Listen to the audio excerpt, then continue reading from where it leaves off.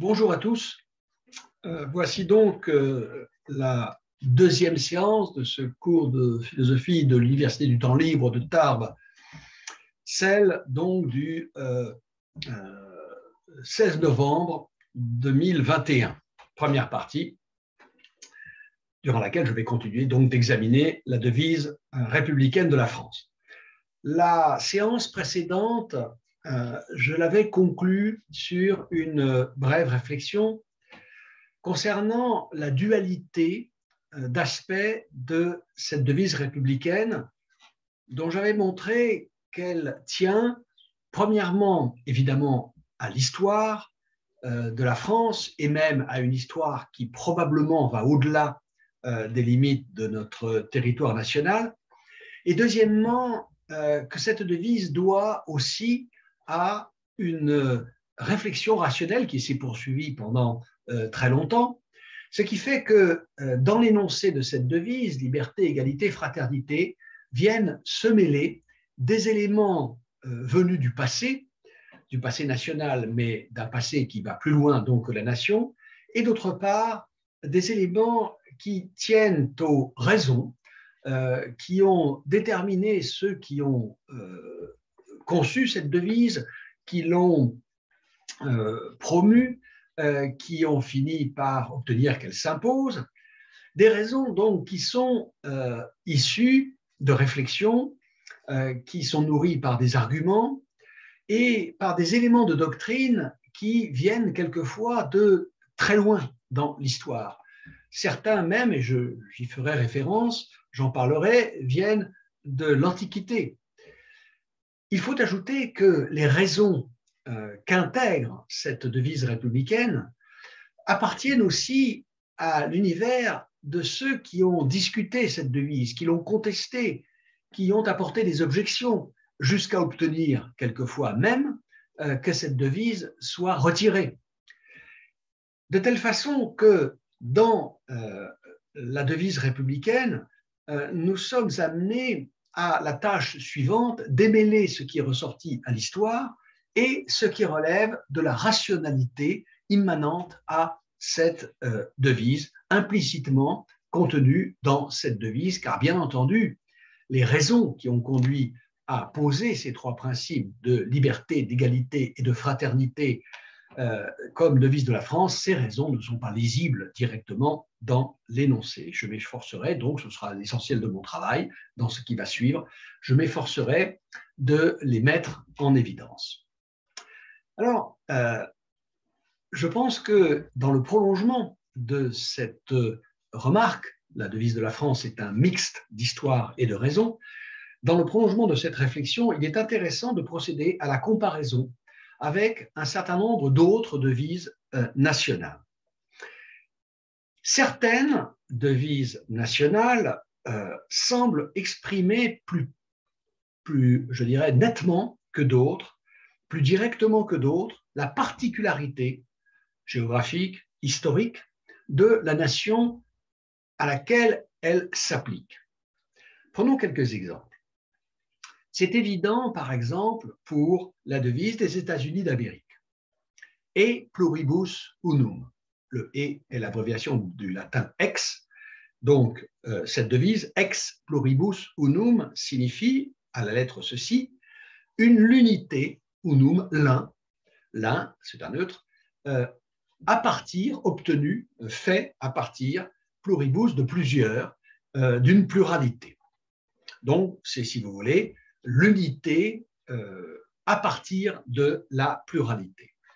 Il est évident que cet énoncé renvoie de façon assez explicite à l'histoire particulière des États-Unis, dont on sait qu'elle s'est constituée progressivement au cours des siècles, depuis la création donc de cette entité nationale. Elle s'est poursuivie en particulier sur le mode de migration venue d'ailleurs, et quelquefois d'ailleurs de très loin, au moins de la distance qui sépare le Nouveau Monde de l'Ancien, de l'Europe.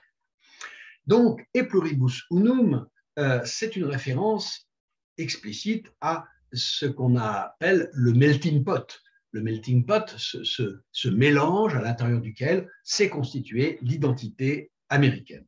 Donc, reflet de l'histoire. De même que pour l'Allemagne. De même que pour l'Allemagne, unité, droit et liberté. On comprend évidemment qu'il est assez naturel pour une nation qui s'est trouvée coupée en deux pendant un demi-siècle de mettre au premier rang de sa devise l'idée d'unité. Quant au droit et à la liberté, là aussi, il est assez facile d'y déchiffrer une référence à l'histoire récente de l'Allemagne et à l'épisode du national-socialisme qui s'est imposé donc du début des années 1930 jusqu'à la fin de la Seconde Guerre mondiale, 1945, en Allemagne, épisode au cours duquel le droit et la liberté ont été évidemment foulés aux pieds. Il est compréhensible aussi que Cuba se soit donné comme devise « La patrie ou la mort, nous vaincrons. La patrie ou la mort, nous vaincrons. » Alors, bon, pour ce qui concerne la patrie, la référence me semble justifiée par le fait que Cuba s'est représentée à elle-même, cette île de Cuba s'est représentée à elle-même comme un territoire fermé, isolé et engagé dans une lutte, dans un combat contre l'entité américaine, contre les États-Unis d'Amérique, considérée par Cuba comme une puissance impérialiste qui a, de fait, et ça c'est une vérité historique, en effet, continuellement menacé son existence même, jusqu'à ce que cette existence soit un fait établi, mais néanmoins, il y reste vrai que Cuba s'est trouvé dans la totalité de la durée de son histoire en but aux menées des États-Unis d'Amérique. Donc là aussi, il y a une dimension historique évidente. Il serait évidemment intéressant de réfléchir assez longuement sur ce « nous vaincrons ». La patrie ou la mort, nous vaincrons. Nous avons affaire grammaticalement à un futur de l'indicatif, mais en dépit de ce que signifie ordinairement ce temps grammatical utilisé sur ce mode grammatical, futur de l'indicatif, pardon, en dépit de ce que cela signifie la plupart du temps, il ne s'agit pas d'une prévision ni d'une prédiction. Bien sûr, cela a aussi cette valeur d'anticipation sur un avenir que la devise présente comme assuré. Mais c'est plus que ça, c'est évidemment une injonction, c'est un mot d'ordre, c'est un appel à mener, à continuer le combat mené depuis le début. Quand je disais qu'il y aurait beaucoup à réfléchir sur ce futur de l'indicatif, c'est évidemment que lorsqu'on s'engage dans une lutte, il est très rare qu'on soit assuré de la victoire finale. Or, ce futur de l'indicatif a au fond la signification suivante. Il veut dire que dès lors qu'une lutte est fondée sur la défense d'une cause juste, d'une cause dont les fondements sont assurés par des vérités, eh bien, on peut être garanti, on peut être assuré de la victoire de cette cause. Au fond, c'est une manière d'affirmer que de la vérité ou de la justice à la victoire, il y a une espèce de connexion nécessaire, de déduction logique nécessaire. Comme si le fait de se battre pour le bien ou de se battre pour le vrai conférait à ce combat une assurance de victoire finale. Or, il est évident qu'à la lettre, ça ne peut pas être vrai. Parce que ce qui assure la victoire, eh bien, c'est toujours, dans un combat contre des forces, c'est toujours la force. Dans le concert des nations, dans les relations internationales, ce qui est en conflit, quand conflit il y a, ce ne sont pas des valeurs contre d'autres valeurs, ce sont des forces contre d'autres forces. C'est-à-dire que pour faire triompher une cause, si juste soit-elle, si conforme soit-elle à la vérité, il faut des forces, la force des armes, la force du nombre, il faut la force de la ruse, car la ruse aussi est une force. Et Là, je voudrais vous renvoyer à un texte qui n'est plus guère lu aujourd'hui, mais qui présente, à mon avis, un intérêt majeur, et plus précisément un passage très précis de ce texte. Il faudrait que vous lisiez, vous trouverez ça facilement en ligne sur Internet, il faudrait que vous lisiez la toute fin, les quelques dernières lignes, ça tient en un paragraphe très court, de la 12e des lettres provinciales de Blaise Pascal. Pascal, les lettres provinciales sont un texte polémique, donc un texte de lutte. Mais Pascal éprouve le besoin de préciser à la fin de cette 12e provinciale que si la cause qu'il défend dans cette polémique est juste, il n'y a pour faire triompher cette cause que la force. Il analyse le conflit en termes de combat de la violence contre la vérité. Il dit ceci: lorsque la violence combat la vérité, c'est toujours la violence la plus forte qui l'emporte. Je veux dire que si, ou Pascal veut dire plutôt, que si la vérité n'a pas pour elle les moyens de déployer une force, éventuellement une violence suffisante, eh bien, le camp de la vérité sera vaincu.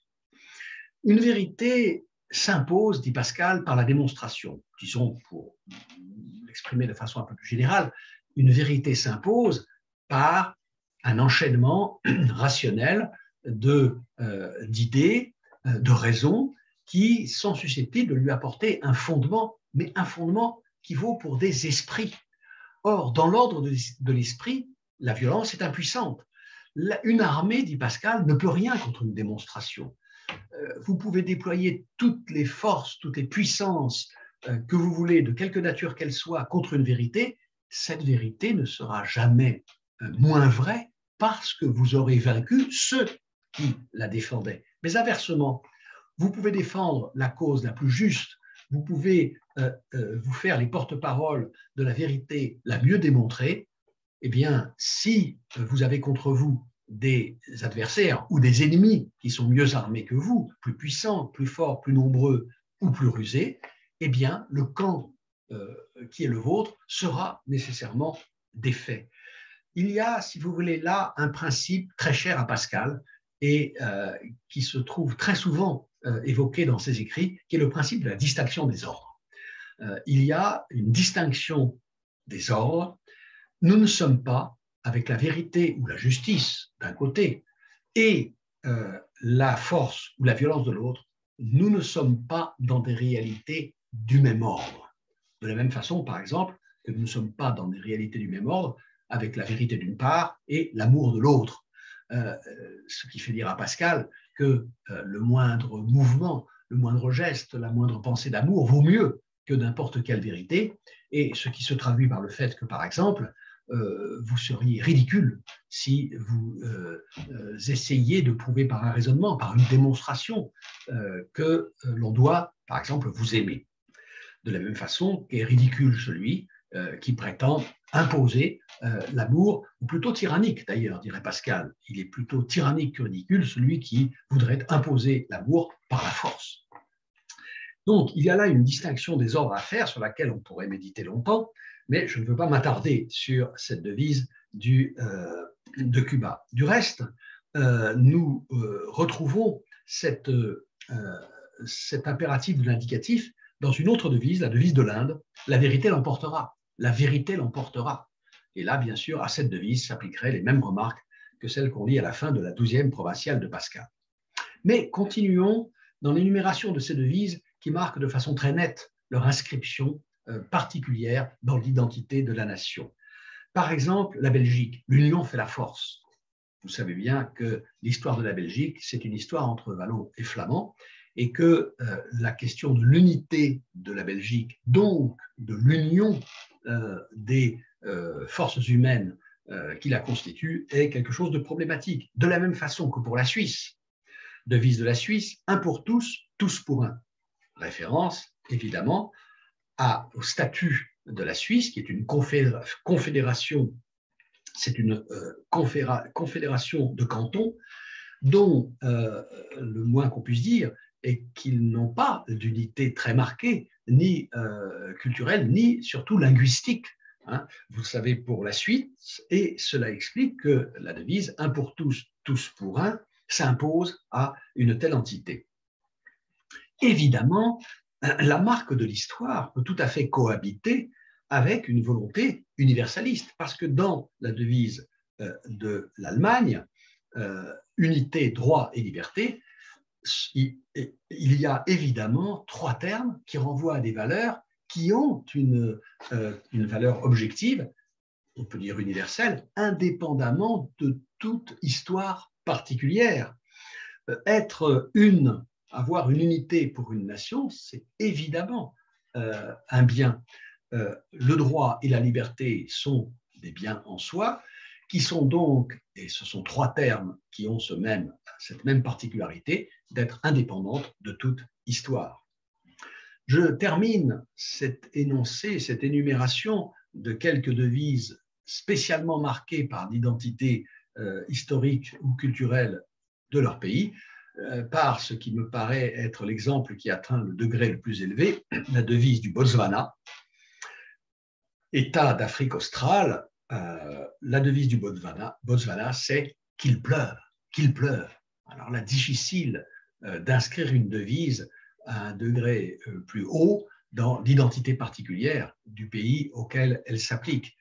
Au point d'ailleurs que je pense ce n'est pas sans une certaine gêne que l'on peut mettre l'une à côté de l'autre, l'une en face de l'autre, ces deux devises que sont celles de la République française, la nôtre, liberté, égalité, fraternité, et d'autre part, ce qu'il pleuve, dont nous mesurons évidemment l'abîme qui le sépare de la mention de ces trois valeurs abstraites, idéales, qui constituent notre devise. Qu'il pleuve, devise qui risque d'ailleurs de prendre une actualité, sans jeu de mots, de plus en plus brûlante pour un très grand nombre de contrées du monde, de pays par conséquent, au risque d'ailleurs de mettre à mal les valeurs que contient notre devise républicaine française.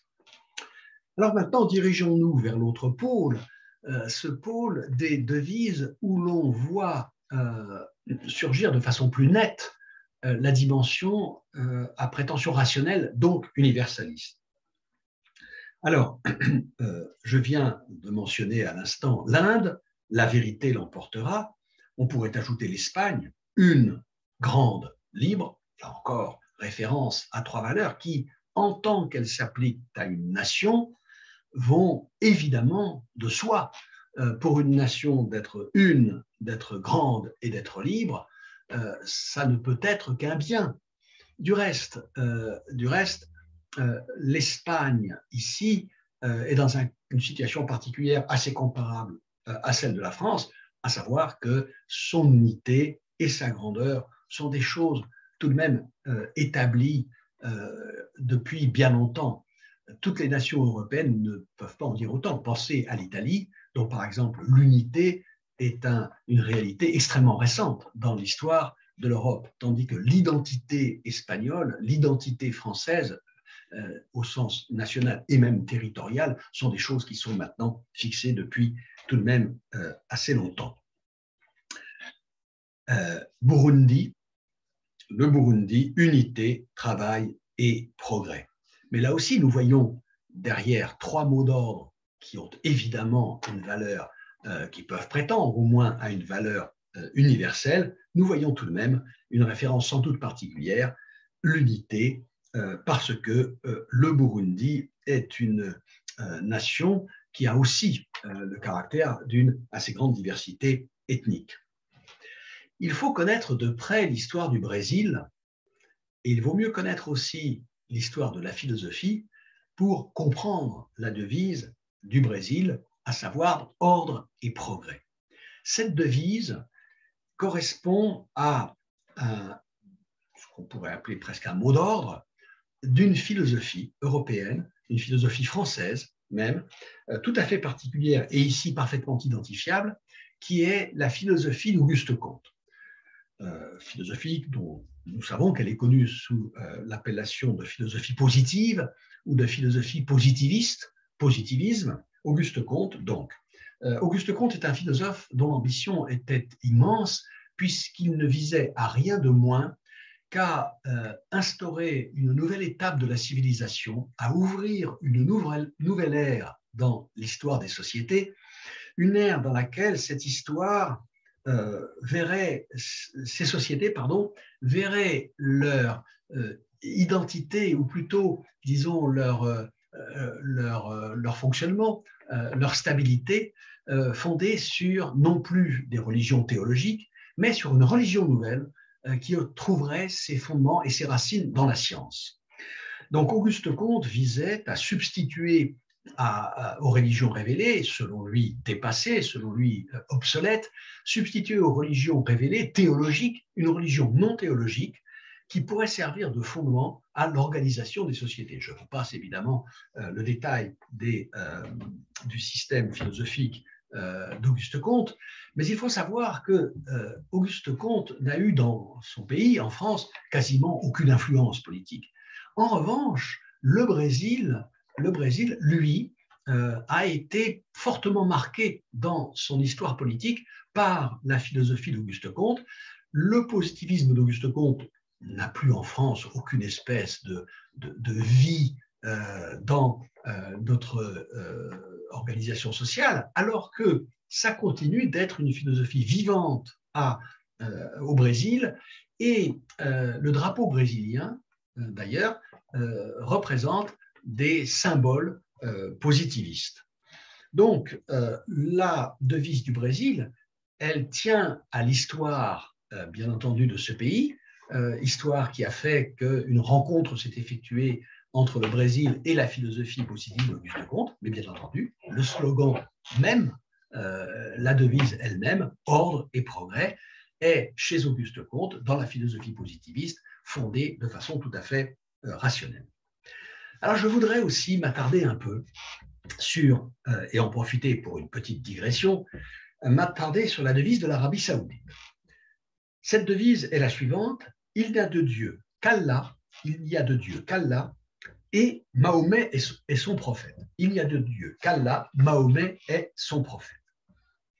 Évidemment, il serait très tentant de regarder cette devise comme le simple résultat, l'effet direct de l'histoire de l'Arabie saoudite, dont nous savons qu'elle est, la terre arabique est le berceau de l'islam, et on pourrait être tenté de conclure que cette devise s'explique purement et simplement par l'histoire de l'Arabie saoudite. Et ce serait vrai, Il y a évidemment dans cette devise un aspect historique tout à fait prédominant.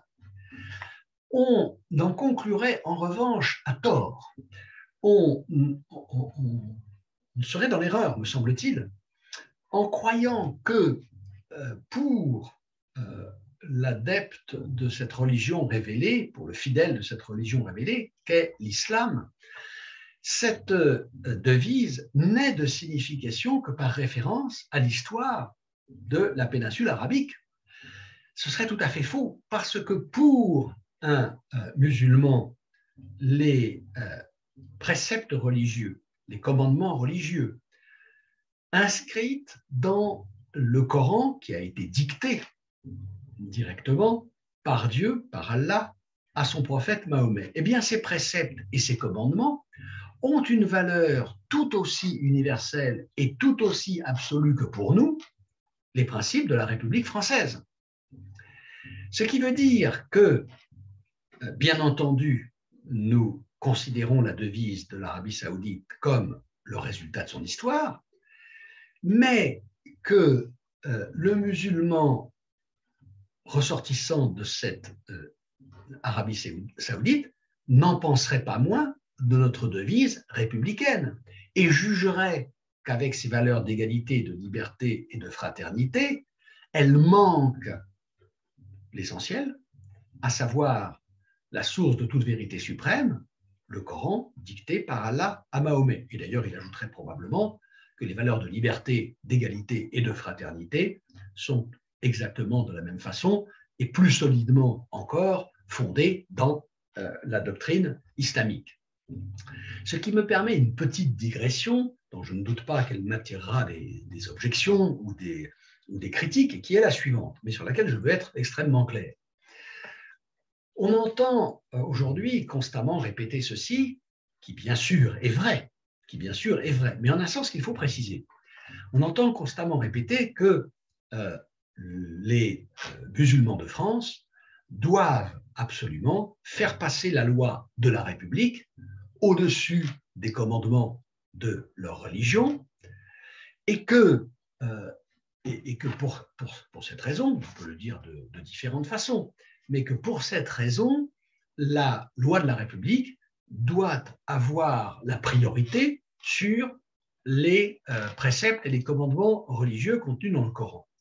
C'est évidemment très vrai, et c'est absolument indiscutable, et ce principe doit être défendu, si l'on entend par là qu'un musulman habitant sur le territoire français, exactement comme un juif, exactement comme un catholique, exactement comme un protestant, exactement comme un athée, un agnostique ou un sceptique, tout cela doivent également, et sans distinction aucune, respecter les lois de la République au sens où ils doivent s'y soumettre dans la pratique, dans leurs actions, dans leur vie, dans leurs paroles aussi, parce que les paroles sont des actions dont le droit d'ailleurs a connaissance, on le sait bien.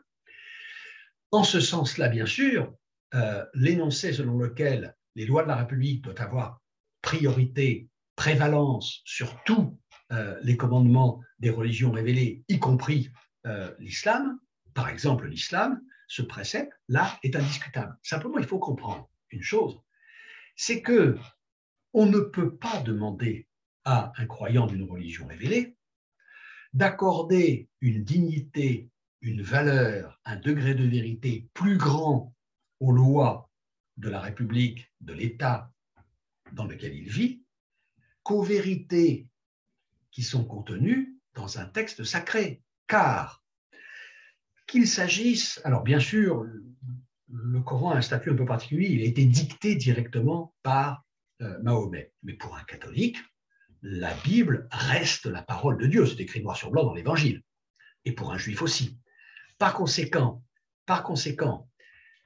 un croyant, un fidèle d'une religion révélée, croit des choses dont il a la conviction qu'elles lui sont venues, qu'il en a la conviction en provenance de la vérité elle-même. La vérité pour un croyant d'une religion révélée vient du ciel, c'est-à-dire qu'un croyant ne croit pas que le contenu de sa foi soit un contenu auquel il serait parvenu, lui, par ses pauvres forces humaines finies, limitées, comme le croit par exemple l'athée. L'athée ne doit sa conviction que Dieu n'existe pas qu'à des raisons qu'il a trouvées, je dirais, par la propre force de ses facultés humaines, et de ses facultés seulement humaines. Tandis que lorsqu'un catholique, par exemple, ou un chrétien en général, croit aux vérités révélées de la religion, par exemple, catholique ou protestante, eh bien, ce qu'il croit, il est persuadé de le tenir de la vérité elle-même. Le Christ ne dit pas « je dis la vérité », il dit dans l'évangile de Jean « je suis le chemin, je suis la vérité et la vie. Je suis la vérité ». Ça veut dire que pour le croyant d'une religion révélée, la vérité de ce qu'il croit, il est persuadé de la tenir, de la vérité avec un grand V, de la vérité majuscule, de la vérité en personne, au sens propre. Le Christ est une personne. Et donc, vous ne pouvez pas lui demander à ce croyant fidèle d'une religion révélée d'accorder plus de valeur et de dignité à des lois qui ont été instituées par des États humains, par des communautés humaines emportées dans l'histoire, avec tout ce que cela implique de contingence. Vous ne pouvez pas lui demander de faire passer ces lois, ces institutions, ces commandements pour valant davantage que des commandements qui viennent de la vérité en personne et qui ont donc pour cela le caractère de la nécessité absolue. Et j'ajouterai cette remarque que ce n'est pas vrai seulement des croyants, mais c'est vrai aussi, et je me compte au nombre de cela, des athées, des agnostiques ou des sceptiques. Car je ne suppose pas qu'il existe un seul Français qui, sceptique, agnostique ou athée, ne se sente tenu par des valeurs, par des obligations, par des principes supérieurs à ceux de la République elle-même. Car enfin, il arrive quelquefois que l'État le plus républicain édicte des dispositions juridiques qui vont contre certains principes que nous tenons tous pour supérieurs aux principes établis par les humains à une époque historique donnée, dans des circonstances historiques particulières. Et donc, au fond, c'est notre condition à tous, que nous soyons croyants de quelque religion que ce soit, que nous ne soyons pas croyants, de nous considérer comme tenus par des préceptes qui valent plus, qui ont plus d'importance, plus de portée que les principes, ou du moins que les lois, les textes législatifs édictés par un État, parce que d'un côté, nous avons affaire à ce que nous représentons comme de la nécessité et de l'autre, de la contingence. Voilà la remarque que je vais faire. J'espère qu'elle sera bien comprise et que vous n'en déduirez pas que j'écorche le principe, alors là, lui, absolument indiscutable et absolument, disons, qui ne souffre absolument aucune espèce de concession, que croyant ou non croyant, chacun doit se tenir dans sa vie pratique, dans ses actions, dans sa conduite, dans ses paroles, aux lois de la République. Ça ne fait aucun doute. Ensuite, à chacun de se débrouiller avec sa conscience, soit religieuse, soit morale, et pour le religieux, c'est la même chose, à chacun de se débrouiller avec sa conscience de croyant ou d'incroyant dans la situation où il vit d'un État possédant telle ou telle règle juridique. Et évidemment, à partir d'un certain moment, je veux dire à partir d'un certain seuil de discordance, de contradiction, de conflit entre les principes de ma conscience, soit religieuse, soit morale, et les règles auxquelles l'État me demande de me soumettre, eh bien, on entre dans une zone où deviennent légitimes la désobéissance civile, éventuellement l'insurrection, pas forcément l'insurrection armée, quelquefois l'insurrection armée, mais au moins, par exemple, ce qu'on appelle un devoir de résistance, un droit de résistance. Le droit de résistance à l'oppression est inscrit dans l'article 2 de la Déclaration des droits de l'homme et du citoyen de 1789, droit de résistance qui peut même aller jusqu'à un devoir moral de résistance. Revenons à la devise française. Lorsque Victor Hugo, en commentant cette devise, déclare « Tout l'homme est là », « Tout l'homme est là ». Je vais relire le passage. La formule républicaine a su admirablement ce qu'elle disait et ce qu'elle faisait. La gradation de l'action sociale est irréprochable. Liberté, égalité, fraternité. Rien à ajouter, rien à retrancher. Ce sont là les trois marches du perron suprême. La liberté, c'est le droit. L'égalité, c'est le fait. La fraternité, c'est le devoir. Tout l'homme est là. Tout l'homme est là. Voilà ce qui, dans toute cette citation de Hugo, que vous trouverez donc sur mon blog, sur le site de l'UTL, voilà ce qui, dans cette citation de Hugo, est peut-être l'essentiel. Tout l'homme est là. Parce que qu'est-ce que veut nous dire Hugo ici? Eh bien, il n'y va pas avec le lot de la cuillère, il n'y va pas par quel chemin. Il nous dit qu'il n'y a pas de communauté humaine, de société humaine organisée comme elle doit l'être si elle n'adopte cette devise de la République française. La devise de la République française est parfaite, elle est parfaite, elle est la meilleure, elle est même, si l'on va jusqu'au bout de la pensée de Hugo, même s'il ne le dit pas de cette façon en termes tout à fait aussi nets, cette devise, elle est parfaite, elle est la meilleure, au sens où elle est conforme à la nature même de ceux dont elle doit régir l'organisation, les humains. C'est la devise de toute communauté humaine digne de ce nom, digne de cette qualification d'humaine. Voilà ce que dit Hugo. Et ça, évidemment, conduit à la conclusion que cette devise, qui non seulement est la meilleure, mais qui, idéalement, est au fond la seule possible, la seule légitime, la seule valable. Cette devise, elle est évidemment indépendante de l'histoire dont elle est sortie. Elle a une histoire, elle est le fruit d'une histoire, elle est le résultat d'une histoire. Mais les raisons qui la soutiennent, raisons évidemment que Hugo ici ne développe pas et sur lesquelles je reviendrai par la suite, les raisons qui la soutiennent sont suffisamment fortes pour conférer à l'énoncé de la devise le pouvoir de s'extraire de cette histoire et de couper tous les liens avec l'histoire.